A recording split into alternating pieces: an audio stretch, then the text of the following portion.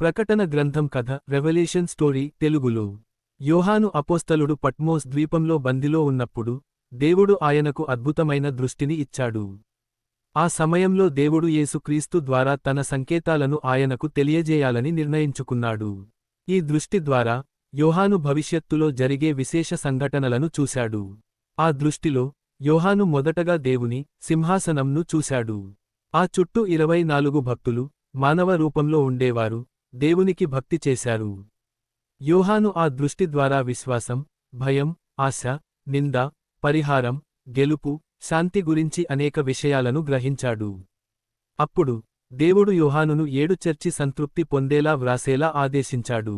ఈ 7 చర్చులకు వచ్చిన సందేశం ఆధారంగా యోహాను ఆ పీఠాన్ని, భక్తిని, దురాగతాన్ని, పరిహారం మరియు శాంతి విషయాలను వివరించాడు. ప్రతి చర్చికి దేవుడు వారి పరిస్థితి బట్టి ప్రశంసలు లేదా ఆదేశాలు ఇచ్చాడు. తదుపరి యోహాను వివిధ దృశ్యాలను చూశాడు. 7 రంభాలు, 4 అశ్వత్థులు, 7 ముద్రలు, 7 పిచ్చివేలు, 7 కాలువలు, మరియు గొప్ప యుద్ధం.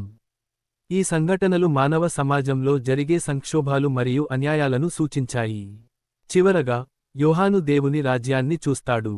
అది ఒక సిరైన నగరం, నూతన ఆకాశం, నూతన భూమి, దేవునితో శాంతిగా నివసించే స్థానంగా ఉండేది.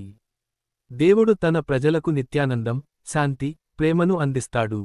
ఈ నూతన ఆత్మీయ రాజ్యంలో ఆపదలు, బాధలు, కన్నీళ్లు ఉండవు. ఇలా యోహాను దేవుని నుండి అందుకున్న ప్రకటన ద్వారా ప్రపంచంలో జరిగే సంఘటనలు, దేవుని గొప్పతనాన్ని, క్షమామూర్తి, ధైర్యాన్ని మరియు నమ్మకాన్ని మనకు తెలియజేశాడు.